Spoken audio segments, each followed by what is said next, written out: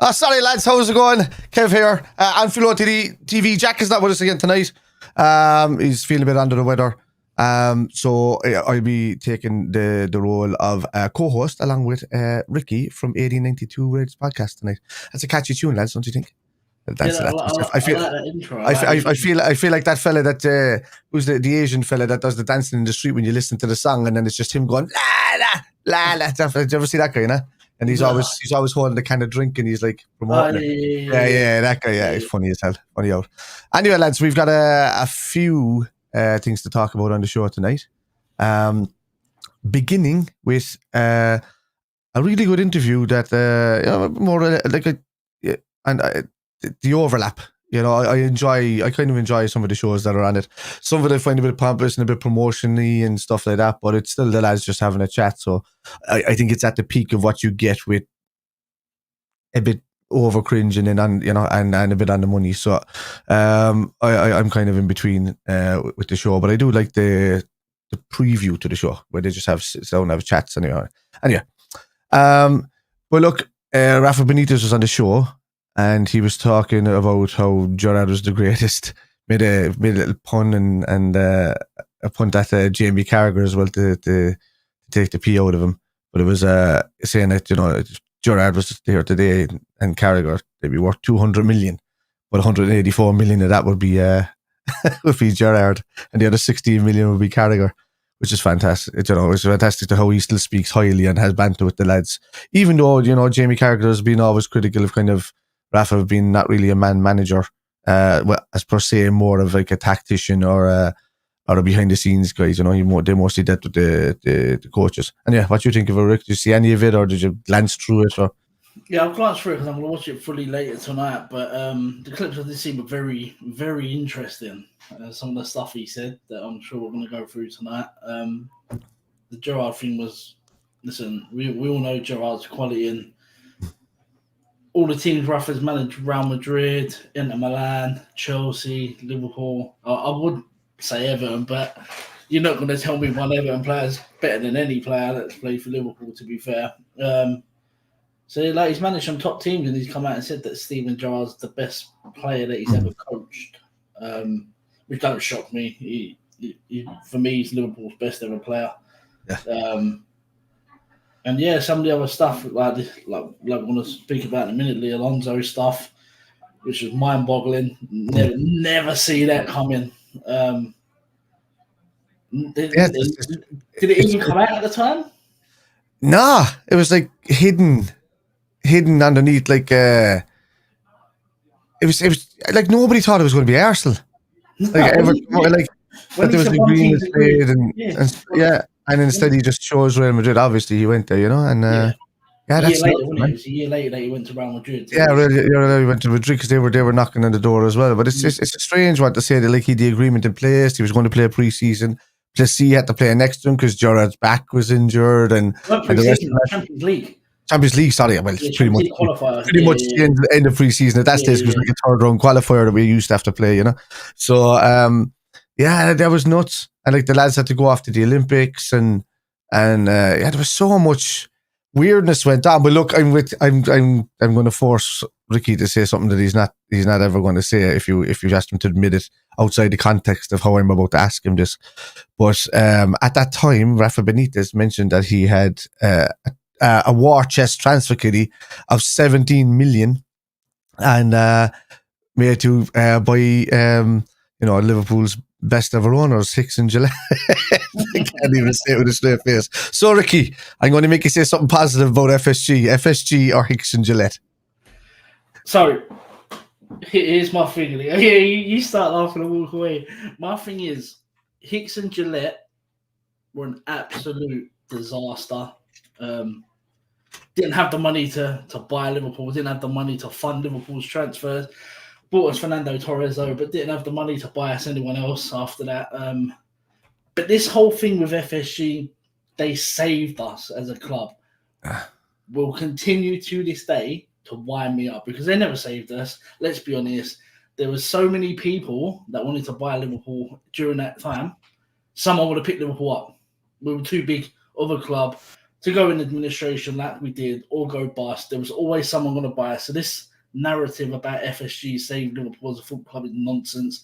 But Hicks and Gillette, man, I don't even want to speak. Well, there was only two other offers on the table, and that was the Thai group, and they were too corrupt, let's say, to be able to do the deal. And the other guy was the guy who eventually bought Wolves. What's his name? Steve. He was a Liverpool fan, and he didn't have the funding nowhere near even Hicks and Gillette be able to do. He could run a club like Wolves, but there's no way he'd be able to fund a club like Liverpool and get the deals over the line. So in a way, they did kind of save us. You're obviously right that if somebody else came in and a bigger crowd came in, but at the time there was nobody really available, and the state-owned clubs and all of that weren't even allowed to buy against each other.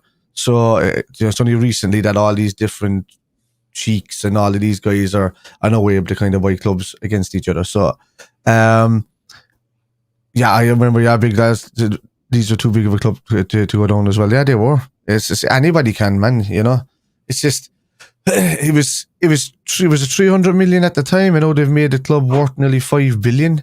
Yeah, so I mean, that's 350 they bought us for. No, ran that one it's a because with the debt and top, yeah, but it's still nuts. I mean, we have to give them some sort of praise the way they kind of went on, and kind of they've made some mistakes along the way, but until they kind of completely let us down, I won't turn against them because then they're not important. I never want to be hearing about FSG. I don't care about the owners as long as the stuff has been done on the pitch, and I don't think they should be seen or heard from, or we should even talk about them unless they really do something detrimental. But that's just me. I'm always going in there with like this cup half full and that cup half full and just seeing what way it turns. And sometimes a couple of seasons ago, I was completely FSG out when they were going down the road of naming rights and tickets. Like they were really wanted up the tickets. Now I understand that inflation has made them go up with 7% this season, but 7% is nothing. And the normal rate of tickets over 5-year period, it's huge on the normal people hospitality, but not the corporate. I couldn't care less about them. Anyway, there's a lot of stuff that's good and bad, but that's the same with every club. I just think everybody's frustrated at the moment because of the sales that are that haven't come yet. Mamadashvili is nearly there. We'll come to the rest of them in a minute, but we're going to talk about the scenario with just change it with Xabi Alonso, and we'll get to the old transfer stuff in a while. So Benitez says that we were going to sell, or that Xabi had agreed with Arsenal the year before he went to Real Madrid, and it all stemmed from buying Gareth Barry, that they just wanted in as kind of a utility player, and it wasn't really that they had to sell Xabi, but he kind of assumed it was going to be kind of him and did the dealings, and there's a lot of stuff that went on there, but it's nuts to think what could have been that Xabi Alonso could have gone to Arsenal at that time, and I wonder if they bid the extra pound on him.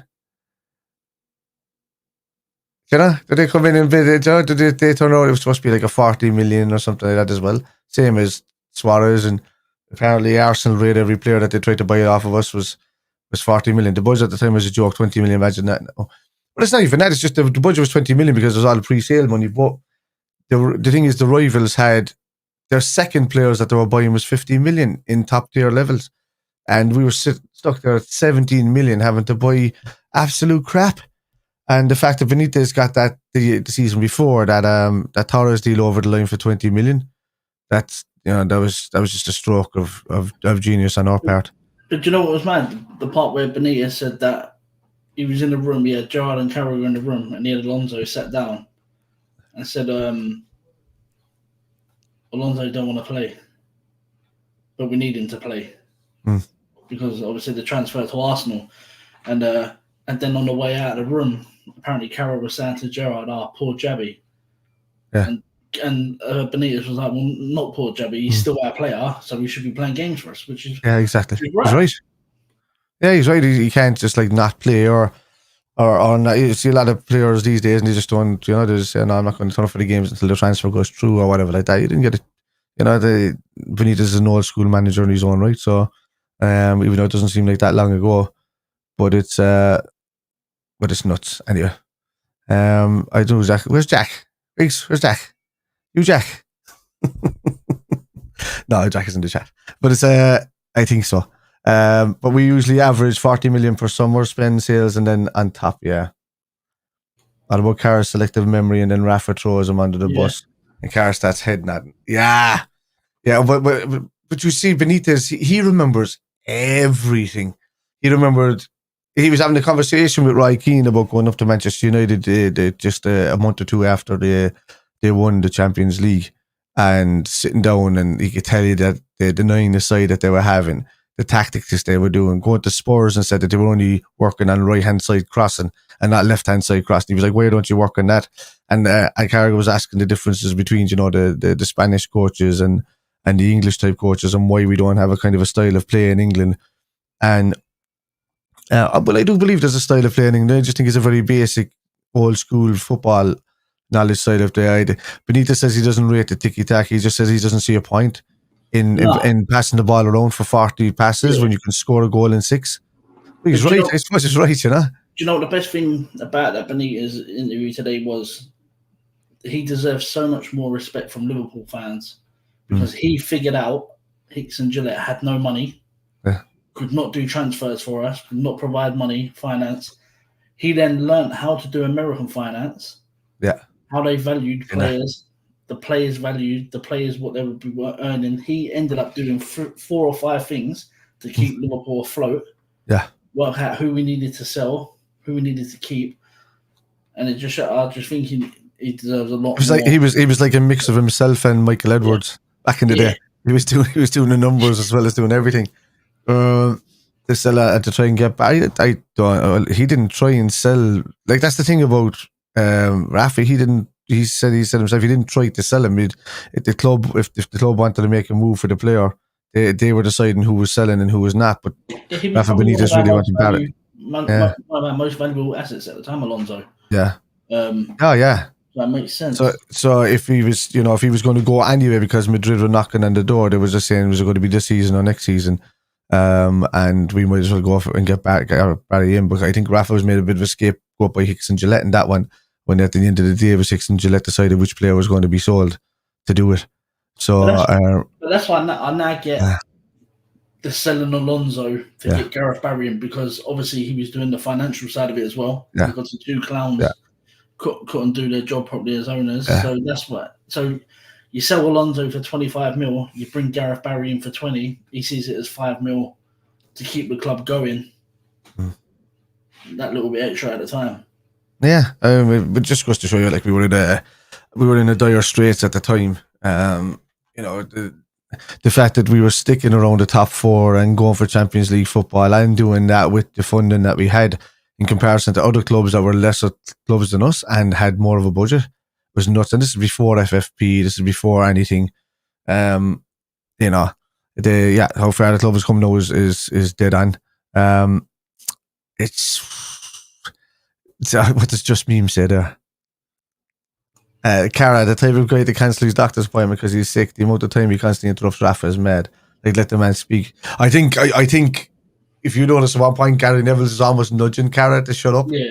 Because he wanted to. I think Cara had like a slight, how would you say it? Rebellious teenage versus dad syndrome when it comes to Rafa. You can tell Cara's underlying issues with Rafa. Yeah, I think so, and it kind of shows because he wanted to get one over. Rafa seemed like the calmest person on the planet, showing up to a show he's never been on, he's never kind of really watched before. He had stats and stories about the people that were there around him. In the like, I think Ian Wright was just blown away. I think Roy Keane didn't speak too much. He was just listening to everything Rafa had to say, and I think he highly respected Rafa and what he did. So, look, it is what it is. Carragher's a boy from Bootle. You know, he's always going to be the boy from Bootle, even if he's relaxed a lot these days. So he's going to have some sort of. Carragher was worried about some of Rafa's true bombs. He probably was like, Carragher was probably sitting there thinking, Rafa's going to drop it there. I only stayed at the club as long as I did because Gerrard kept me there. Yeah, yeah, something like that. Yeah. So that he kind of alluded to that a small bit when he was in the way he was speaking, Rafa, because he says, I have a couple of things now that I might land you in it, and he was going over and he was showing. He kept getting up off the chair and showing and showing different stats and things. So, and what do you mean? We just did a show the other day. What are you talking about, Luke? And I don't understand that, man. Do you know the thing as well? You can tell when Rafa was at the club and Gerrard was obviously still playing under him. You can tell there was something not right between Gerrard and Rafa on a personal level. But like Gerrard said in the past, Rafa's the best coach manager he's played for. Yeah, but as a person and he wasn't personable.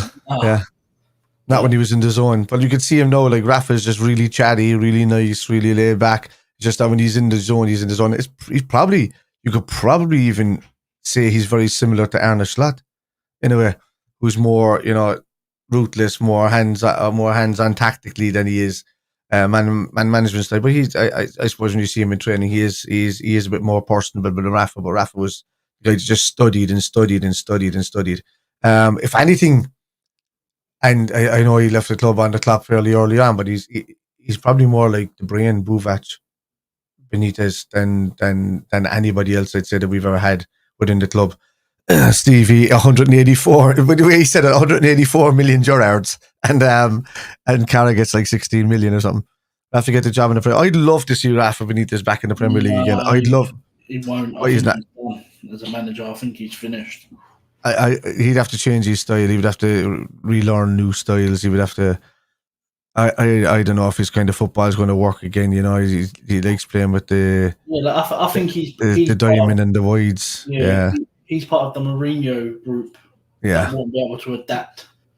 You could do international football if you gave him the right kind of players. If you give him the right players, he could. I mean, look, he did well at Chelsea when he was there, and he did better with Everton than Everton currently are and the Dyche, So, I don't know. I'd say if Mourinho calls United finishing second one of his greatest ever achievements, I'd say Benitez keeping Everton afloat for that length of time was probably another great achievement, because you could see that they were in a downhill spiral for a good while. And I was saying that they had a better season last season because, let's be honest, the teams that went down were absolutely shocking. Sheffield United, Burnley's, and they made the league easy for the likes of Forest and all them to stay up. They were just terrible. So, got Chelsea top 4 and won the Europa League. Exactly. I mean, that's a huge achievement to get at any stage of his career. And we'll move on. The show was good. I enjoyed it. I'm going to kind of rewatch it to pick up parts that I haven't really remember, but I was kind of taking key moments from it, and we kind of went through all of them there now with Rafa Benitez and Xabi Alonso. Just super surprising the way it kind of turned out in the end. What could have been if Hicks and Gillette had actually funded the club better at the time. I'd say, like, at least if FSG came in at the time before that, when Alonso was still at the club, we wouldn't have been selling Alonso. I think we would have been keeping him and building the team around him and Gerrard and Torres. And, maybe we would have added the likes of a Suarez earlier, or I know they were a couple of years behind, but, you're bringing in a striker to add to that kind of lineup would have been lethal. Anyway, the only thing that still pisses me off to this day about Rafa is that he sold Xabi Alonso. Yeah. If Xabi was still there in the long run, obviously we would be cooking. What a 6 he was for us, Pierre with Steve. He was fantastic. And, and I can't say much about Mascherano either. When he came in, he had an early learning curve when we got him in from West Ham, and there was that whole third party ownership that's now done away with these days. All of that kind of that crap. But Xabi Alonso for Aquilani was a massive, as Meme says, there was a massive change. I don't blame Benitez now for that Xabi Alonso thing. I don't. I blame Hicks and Gillette more because Benitez tried to save the club by having a turnover of 5 million. Anyway, the latest news is that Sepp Vandenberg has agreed personal terms and bids are being accepted for £25 million with Bayer Leverkusen and Brentford. It's now just down to the player to decide who he goes to. I know you said you had a preference, Rick, that he goes to Brentford, but would you say that benefits him, or were we more worried about like benefiting Liverpool going forward? Because I'll retort that. Yeah, there is rumours he's picking Brentford over Leverkusen. If he does, it's got to be purely for game time, unless Leverkusen sell one of their centre halves and make him a star. But if I'm him, I'm going Brentford in the Prem. Better level of football. You're guaranteed to play there. Thomas Frank's a good manager. The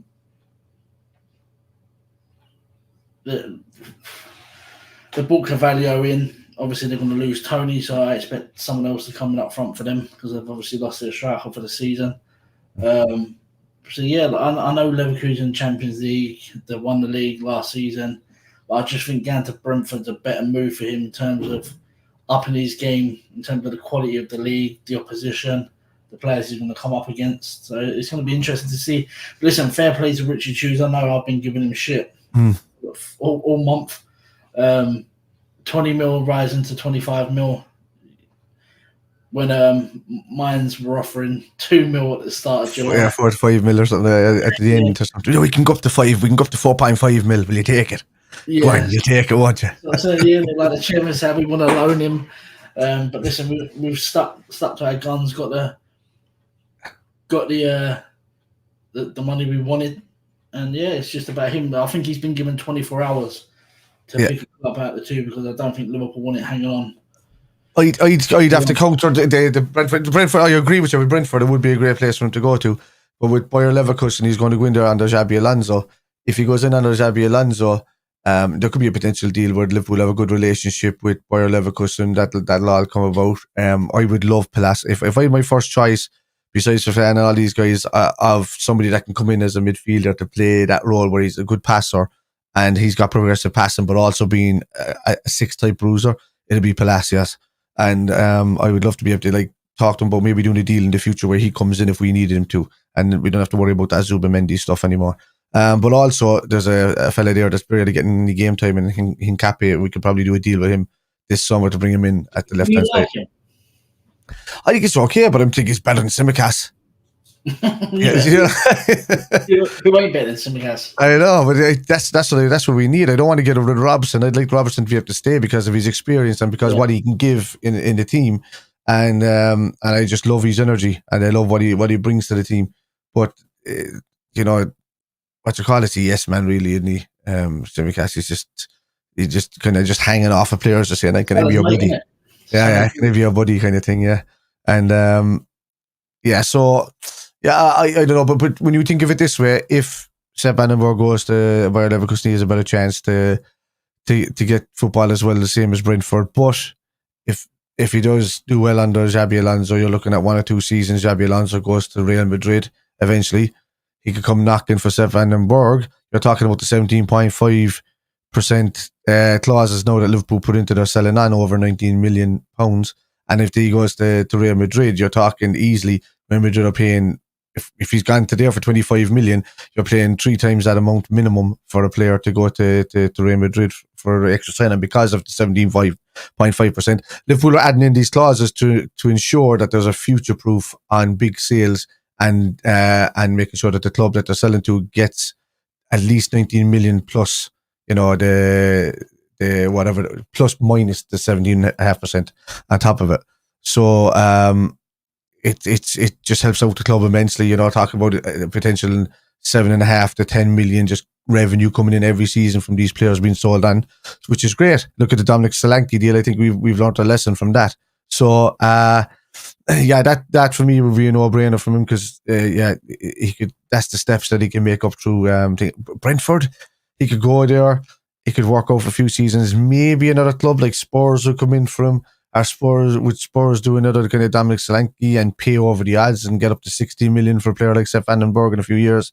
Liverpool see less of the money. He could just be an average defender there under Frank and at Brentford because where it's easier going and not so much pressure. And he ends up going somewhere else for 35 million or something like that, and Liverpool only see about 2.5 million off of everything. So it's whatever benefits the club really, and whatever suits the player. Liverpool will try and convince him to go to Bayer Leverkusen, I think, because they'll see the future that way. Brentford, they both suit Sepp, to be honest with you. As a personal thing for Sepp to go there, they both suit him, but for the club, it's used for Bayer. Anyway, Anila Anwar, what is this news about Salah leaving at the end of the summer today? We have known that from the start that his contract is going to end. Why are they making it big news today? I don't know. I think it's that they're desperate to do anything to drum up, signing Liverpool needing signings or Liverpool needing contracts to get done. It's clickbait stuff, man. Look, I've seen it. Give me 1 second, I'll answer that there, Luke. What I'll do is, what I would say about the situation to do with the contract signing, if Liverpool start doing dealings and contract signings now with Trent, they're going to have, if Real Madrid are involved, and it is that window, Real Madrid are going to tell him, hold off there until whatever, talk to us in January, just wait. And then, you'll have all of that kind of stuff.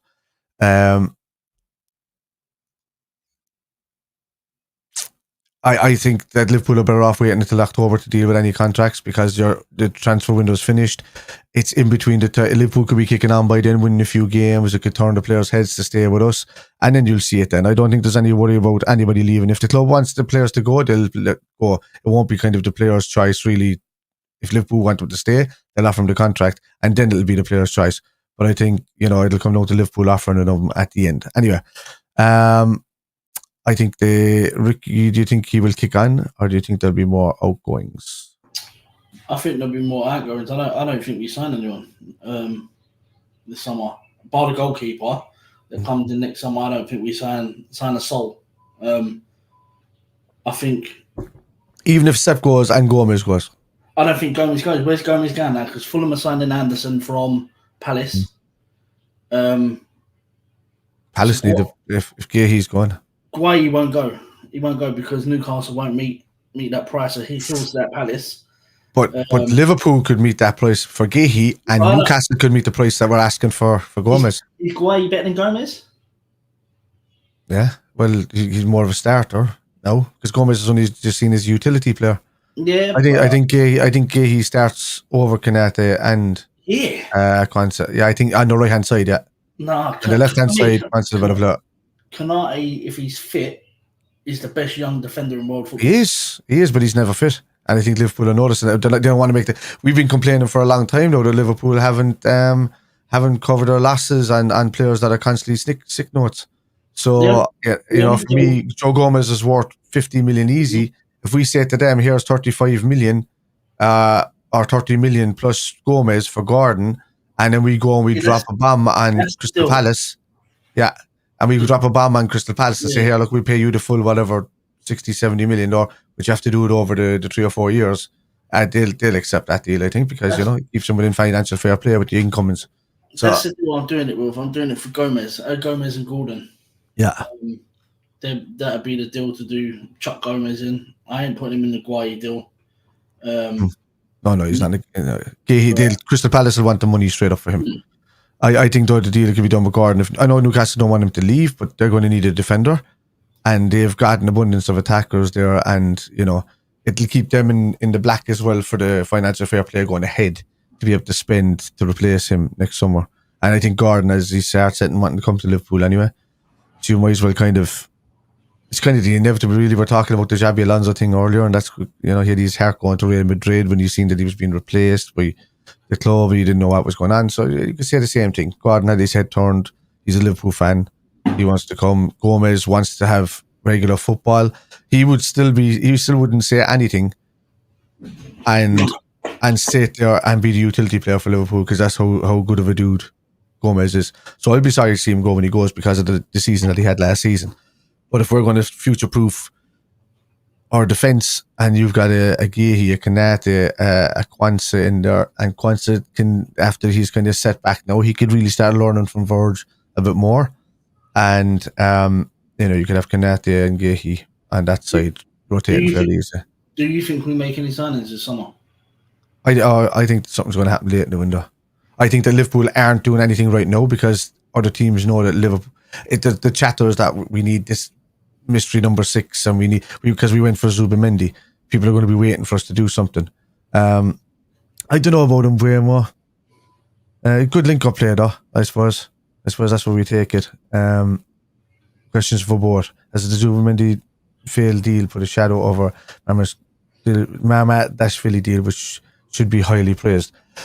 I think so. I think everybody's reactionary, Conor. I think it's so reactionary about a fella who chose not to come. Like people are blaming news left, right, and centre, and it wasn't on him. He threw 4 times the amount of money at Zubimendi, offered to get him a house, offered to do everything, offered to bring the family over, offered to do. It took too long. Yeah, It took too long. Oh no, but he did it. Well, Zubimendi took too long, not Hughes. No. Hughes took too long, and Edwards. As soon as we got the yes on the Friday, or the Tuesday, the Wednesday, the Thursday leading up to that weekend, before the Sevilla game, they should have slapped the £51 million down, release clause. Here you go pay it, done. We then thought, he said yes, so let's now try and negotiate with Sociedad. I think he said yes way before that, Ricky. I don't know. Rumours have it was a few days before he decided that he wants to stay for the mountains, the paella, and the view. But I think he was second guessing on the Wednesday and Thursday, and he was still going on the Friday. And because we took too long. We allowed them to change his mind, persuade him, put pressure on him. But they could have done that anyway. Any player can be persuaded by the team that they're still at because they've got access to him. You don't need to negotiate it. As soon as he said yes, you should be slapping that release clause. Like a big club, put that money down as a release clause that he's agreed to come to. Done. That's still up to the player to do. We don't know if the money was touted to be handed over. We don't know if it was there in how would you call it, an insider check, where they say that it was ready to be transferred and it just had to sanction the player to do it. Because remember, the player has to receive the money and then take it to La Liga. If he did it all that quick time scale where he said yes, then done. I think Hughes got lost in himself a little bit. I know everyone keeps saying he's highly regarded. There was a PR masterclass from Ornstein dropping that everyone, Hughes should massive respect. It's a load of crap. It's a PR stunt from Edwards, in my opinion. Is the job too big for Richard Hughes? Does he still think it's a club like Bournemouth? He just seems to be. There's nothing like he come in on June the 5th, I believe. So between June and now, what has he been doing at that club? Well, Edwards only came in the spring as well, but he had to find. What have they both been doing? Yeah, but they both had to get the replacement for Jurgen Klopp. No. So I'm not having. They had to get the manager. They had to get the backroom staff. The manager was already done, more or less. Everyone knew it was going to be Slot. Slot was in. Slot picks his backroom staff. But that's even when Richard Hughes came in. That's only when that deal was done. All right, that's fine. But then the backroom staff, Edwards or Richard Hughes don't need to do the backroom staff. Picks itself. Hughes delegates the contracts with the staff to one of his member of his team, then go crack on the next thing. We seem to be the only club that can't do transfers, that can't do contract renewals, that can't do selling players at the same time. It's one or the other because we can't multitask. Richard Hughes, for me, is out of his depth a little bit. He's only just barely in the job. I think he's given a list by Edwards to do. I think the buck stops at Edwards because he's given a list to do, and Hughes is doing this list as he's going along to what Edwards tells him to do because he's the CFO of football. That's fine. Then one of them needs to sort these contracts out. I know you're saying, "I'll wait till the window closes." Trent's contract should have been done a long time before these two come into the club. It should have been done last year. Samak didn't know what he was doing. He was just a release clause merchant. And listen, we don't know what Edwards and Hughes have walked into this summer in regards to what Klopp and Samak have done behind. I think they have a lot of cleanup to do. Yeah, but the contract renewals should have been done or nearly done a long time ago. We're now on the 21st of August, going into the 22nd tomorrow, with no new transfers. There's glaring holes in this team that we need to address. There's no. You've got Van Dijk coming out, calling out the owner, saying that we need improvements in the squad. La la la. There's no new contract on the table for him. He shouldn't have done that, by the way, though. I think he should have, and I'm happy he did. Salah, I come to terms with Salah leaving for free. I don't think he gets a new deal. I think he goes for free. Trent's contract should have been done and dusted, or more or less done ages ago. It's not. It's just a joke. Like listen, we don't need a lot in this team to go win the league. We don't. This whole we need a six. We don't. Slot style is two players in that midfield. Gravenberg he looks like he could be a real talent in that position next to McAllister. So that's fine. We need a centre half that can play left centre back, sided left back as well. And then maybe an alternative striker, forward person, depending who comes in, because obviously Jota picks up injuries. Nunes has your fatigue now and again. We don't need much, but something has to happen in terms. If Trent goes for a free, Edwards and Hughes need to hand their notice in. It's game over. No, I don't think it's that. I don't think it's that extreme. I think they're at the stage where they're just getting a feel for the club. I think Edwards is doing his numbers now, and I think that the team as a whole is more than capable of competing for top four. I know we want to win the league and all of that, but I think this is what they're looking at. As I agree with what Ornstein said, that Liverpool are a brave club. They just won't go out and spend like Chelsea and all of them do. Just for the sake of it, when the player doesn't suit. Zubimendi suited, they went after him, it didn't work. That's not on Hughes. I know you're saying that you put the release clause in, but it's down to the player to take that release clause and hand it to the thing, and he didn't do it. When he says yes, you then need to put the money in his hand then. They did. He's already done that. Oh, that's the process that starts. The first process that starts is that they sit down and negotiate. And the solicitors, they have to do solicitors, and the solicitors have to sit down and talk to each other. He was pushing back the meeting, Zubimendi, because he wasn't meeting up with Richard Hughes after everything was being done over text, and Hughes was trying to get in to say, you have to take this money, you have to do this. You could see what he was trying to do. Most of in Spain, that's the way it works. So why did Richard try to go in to negotiate above the release clause so that we can pay installments instead of one release clause? Because that benefits the club. It doesn't benefit the player. It benefits the club. Yeah. But when the team don't want to sell him, there's no negotiations. No, but they were already after reluctantly saying yes to sell him, and they tried to keep him, and they were trying to keep him. There was no chance of them negotiating. I think there's a load of bullshit going on around all of these mountain things and all of that. I think it's just hearsay, and I think everything was done. I mean, even the player or the manager even came out and said he still doesn't know whether Zubimendi is going to be there because the player's not talking to anybody on either side. He's not doing anything. He's just staying within his family and he's not giving them any realization whether he's going to be there or not. But the main thing is, look, we can talk about Richard Hughes and all of them. We can when it comes to the end of the window, that's the time to talk about Richard Hughes, the time to talk about Michael Edwards. I don't think anybody should be debating them or saying anything now. I'd say we let them get on with their job. It's not going to matter to what we say anyway, regardless of that. If there's too many outs going out and we don't get enough in then to cover, that's when I'll start screaming blue murder. So but it's... You've got that list there. Yeah. So, would you loan Doak out or sell Doak?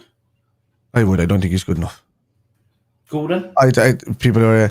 Kay Gordon hasn't done anything for the last couple of seasons. For me, these are all money-making players. Yeah. Martin, I wouldn't sell it. He's one I would keep and try and develop and see how he is. He looks like a good player. He looks like he's got a head on his shoulders, similar to Conor Bradley. Scanlon, Beck is maybe a potential one. Bajcetic is a money maker for us at the moment, or he needs a full season properly out on loan at a high level club to come back, kind of like Elliott did, and take on from there. Blair again is gone for me. McConnell, if he can get a bit bigger, maybe. I don't know, but there's a lot of players, and Neoni's got a good standard now of football around him.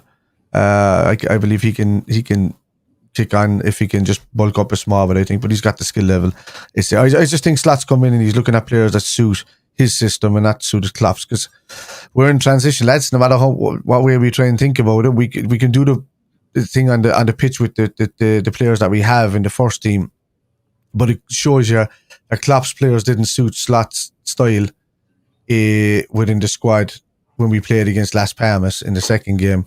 In the window, and so a quick question for you. So Clark, Carvalho, any of them names on the screen there? Yeah. Is any of them a shock that we've sold? No. Going to sell. So would you have sold Bobby Clark? If he didn't suit our system, yeah, because I think. Who's he going to come in for? McAllister's position. If Carvalho was staying, he would have been ahead of him in the pecking order. You had Curtis Jones there, who's a Scouser. Obviously, because of the situation where Klopp made promises to Clark that he'd see game time while he was there, I think it was the right time for Bobby Clark to leave. And we got 10 million from him. I know what you call it. They said it earlier about 50 million. You add the 10 million to Bobby Clark to that's 60 million brought in already. And I think there's the wages released from Matip and Thiago and all of these. There's upwards of 70 to 90 million there. Extra. Obviously, Benitez is going to go on loan. He's not going to be sold. No chance. Dokes is a potential loan with an option to buy. Morton, if you're going to do Morton, it's got to be a loan. Do not sell him. Sell Morton to a Premier League. Loan Morton to a Premier League team.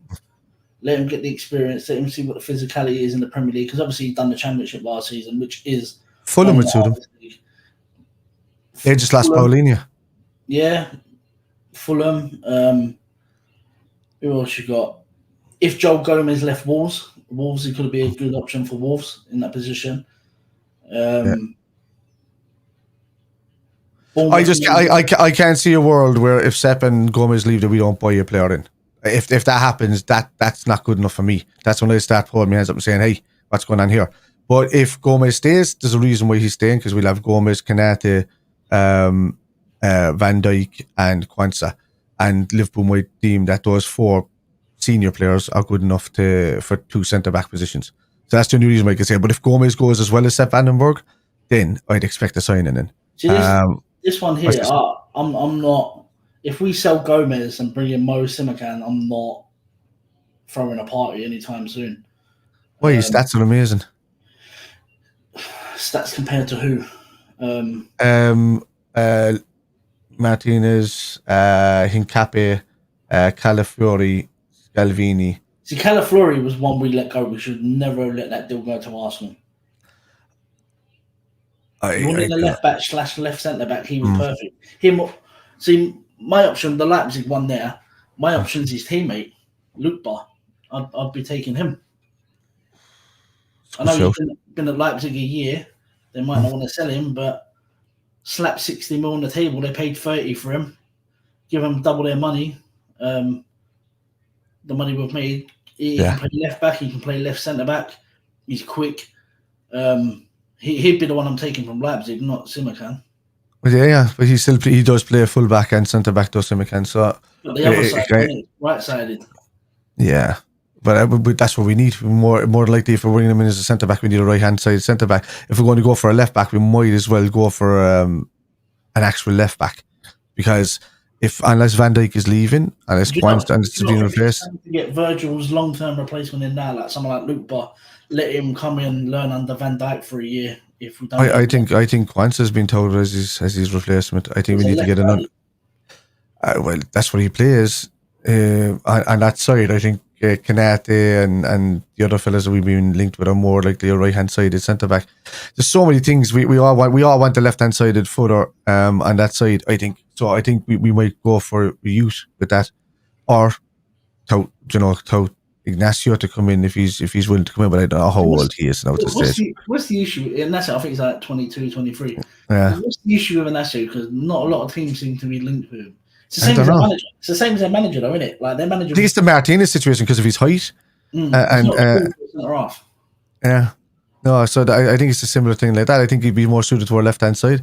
I think if you brought him in and put him as a left hand sided defensive unit, because you see, Slot likes to play with his right back inverted and his left back sitting there and hitting the wings as well. So so that's why Gertrude is suited on one side, and when David Hank had to fill in for, I forget the dude's name for Feyenoord, when he had to fill in that side, he was mostly just sitting there because he was left hand sided, So I don't know, man. Look, if we're in need of a player, his stats alone are what say. There you go. His stats alone are what showing you. He's in 99 percentile for goals and shots as a centre back. Yeah. I say expected goals and shots. That's nuts. This is where stats confuse a lot of people. 99% in what? In what level of? Because if you're comparing 2,646 minutes played, that's his 10%. He's like what, the top leagues or the second version of leagues? No, that's over per season, so it'll balance out and that'll change again next season. It'll change again per season as the stats coming in. So at the current form that he's in, this is the stats we're hitting now. Shot creating action, so he's a centre back that likes to get forward, almost playing like a number 6 deep when he steps up. Progressive carries are good because it means he's a centre back that runs out, similar to what Ibu did for a while, similar to what Alan Hansen used to do. For Liverpool, he was brilliant at that. Touches 99, so he's a controlling centre back as well. So he's probably very similar to Verge in a way on that side, where he likes to create the ball, pass it left, right, long ball up, and then it's the tackles and all that it is, because he plays in the top team, so he doesn't have to tackle that often. These stats at the bottom are just probably incoherent with playing against like a Bayern Munich or a Borussia Dortmund or a Bayer Leverkusen. That's where the stats kind of drop a bit, because those teams probably did quite well against them. Anyway, player compared to positional peers in men's 5 big leagues UCL over the last 365 days. There you go. Based on 2,646 minutes played. Yeah, so it's just over the 1 year is what the stats are. So if that's the current form, it's nuts. And even I think in fullbacks it changes as well. He's still in the 98th percentile for non-penalty XG goals. He's actually, as a fullback, when he goes out that way, his clearances and his aerials won is better than when he's at a centre-back.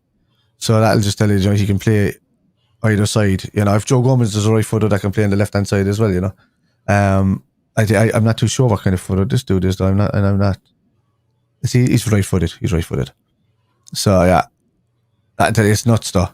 But he started in Strasbourg, even if you go down through, you're saying, into Leipzig for the last 3 seasons. So, his average for each season for the minutes played throughout is around 2,200. Silva from Benfica would be a nice defender. We would. Yeah. Real Madrid, him. Portuguese. It's hard, man. So, just memes as well. We pulled out of the deal to buy Bordeaux just because of the cost of the crumbling stadium, and they're in danger now of going into administration and collapsing as a club, similar to Bury. It's a quick one. Rabiot's come out again today, innit? Oh, yeah. A whole recycled story about Rabiot to Liverpool. Yeah. I hate it. I'm seeing people on social media saying they'll take him now because we ain't signed anyone. That's that desperation. Why? you're bringing in. Like, on what, 300 a week? Like Darwin Noonan is quiet and he's good within the team and he plays within the team, but you could tell there's a bit of chaos about him. Rabiot is just an upsetter of teams, man. He's an individual type. He only listens to what his mother tells him to do, and he won't listen. He respects his mom more than coaches in the job that he's in. So if the coach tells him to do one thing and his mother tells him to do the other thing, he'll do what his mother tells him. So that's how bad she is as a runner of his business, and it's just she's notoriously difficult to deal with. And I don't want that anyone in the other club, to be honest with you. I see Thiago's come back to Liverpool. Would you take him back for 6 months? No, there's no point. To be 6 months, and you might as well just go to the back and start tanning. I love Thiago, man, but Jesus, no, don't give me that. I've seen players go back to the club. Obviously, Gundogan went back to City today. Was it yesterday? What do you think about that signing? He was brilliant for City in his last season that he was there, but he was still, a bit par for the best. They handled him well and went to play him. If they could do the same again, but is he going to see much game time with the lads that they're after bringing in? Is he just going to be there as a cover player? I think he's coming for a bit of experience, because obviously they lost someone in midfield, but he's coming for a bit of experience. I think he's going to be paid very nicely to sit on the bench and watch, but will come on against certain teams, play the cup games, wear the armband, but for free. Yeah, it's not the worst signing. Yeah, is he not getting paid? No, he's just coming in as a. No, he's getting paid. But they're not paying Barcelona for him. Okay, yeah. Wow. Because Barcelona because they can't register 6 players. Barcelona, so they're trying to get rid of certain players. If you ask me if I would rather Thiago came back or give Martin or Bajcetic more game time, I would take the latter. Oh yeah, 100%. You know, so there's no point. If it was in that role in that double pivot. I think so. At this moment in time, we're looking at a backup for Gravenberch, the way he's been playing. As long as his form stays the way it is, like that's he's only played a couple of games. With the preseason games he's played, we're fine. When we started getting control, like Slot's no slouch. Let's just say it that way. He saw what was he could see exactly what was happening on the pitch, and regardless of hurting anybody's feelings or whatever, he said I have to change this right now. He pulled Quance off because he wasn't winning enough aerial duels. The minute Kanate came on and was winning the duels, Gravenberch took over in the midfield. Pretty much, he even though he was still nicking in and winning a lot, he was winning everything. He was in every position. It made McAllister look like he was at ease on the ball because he didn't have to do the work so much because Szoboszlai was coming back and helping as well. And it was almost like a 3-way pivot because mostly Szoboszlai and him would sit there and you see McAllister kind of floating in front of him, and then on the other side when McAllister dropped back, Szoboszlai was doing the same thing. So I think Slot wants to see that out of Elliott as well.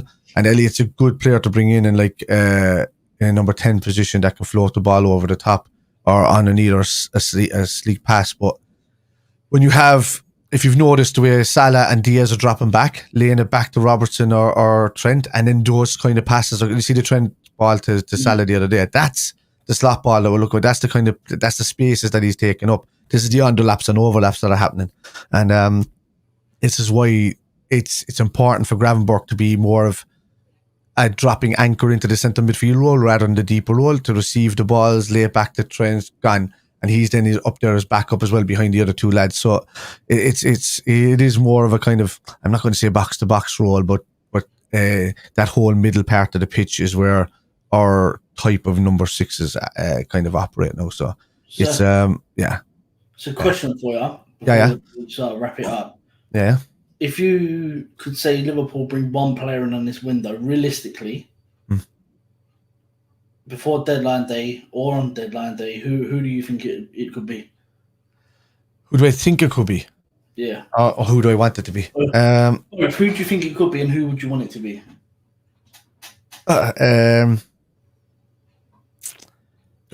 For me, I still think we need that cover in the left back. If Joe Gomez is going over, I'd rather Gomez be the utility guy between them all, because I know that we're safe if Gomez stays. If Gomez stays, I know he can go into the left hand side role if Tsimikas doesn't stay up. I know he can drop into that centre back role if Kanate gets injured or what you got. So for me, I would rather have another defender in there somewhere and promote within. Besides a young backup for Salah, I don't know, because if Salah's going, we're going to need to fill that spot pretty quickly at the end of the season. But something's telling me that because we're not in the market and banging out there straight away, that Salah might be saying, all right, we'll do the deal there later on, and you might kind of sign out for another 2 years or something, 2-year contracts at a roll. But I'd say I'd get another left back in. So I don't think we sell Gomez, and the person I think we bring in could potentially be done on deadline day. I think it's Gordon, Oh, well, Gordon's an obvious choice, but I'm just saying, where do I want it to be in? But yeah. So if where I want it to be in, I do want somebody else to come in and start battling Robertson properly for that side. If you ask me, I would love Bastoni come in all day long. That's the Oh, Van. no, like That's the Van Dijk replacement. yeah, that's him to come in. He can play left back for the meantime if we need to, and then we can move him across. If we're just leaving, I would bang all the money on in the world on him. Yeah, 100%. But you were right earlier because we were having this conversation in the chat earlier about Gordon, that Gordon would be ideal if Gomez was going the other way, because if we'd still have to go for a centre back, and at the same time, not only Gordon would be coming in to be a Salah kind of top up, he would be coming in case Jota got injured and Nunes not striking. Gordon can also play that role up the middle, and then eventually, if Diaz decides to head off into the sunset to Barcelona, or Gakpo, one of the other decides to leave, Gordon is in there straight away to rotate as well. So that's why I'm thinking that it suits the system to kind of have him in there. If we do a deal with Gomez that way, but then we still have to do a deal to get a centre back in. So if Gomez goes to Newcastle for something to do with Gordon, we still have to do work in the defence to get somebody else in. But for me at the moment, my dream sign at the moment would be Bastoni, yeah, definitely. 100%. The Bastoni for me is the one. The Van Dijk replacement, I think it's the top should be the top one on the list anyway when it comes to it. Because I think Quansah will grow. He learned his lesson from the. We know there's a top defender in there. He's just not winning enough aerial duels for Slot at the moment. That's all it is. And he can play right hand side of that defense as well. So you could look at a future where it could be Quansah and Bastoni as a centre back player, which wouldn't be too bad, to say the least. You know, if we keep topping up that area. But look, lads, there's a lot of time in the window left. There's a lot of work to be done. And you know, once these, we'll know who's coming in by the sales. We'll know who's coming in by the sales that we make over the next few days.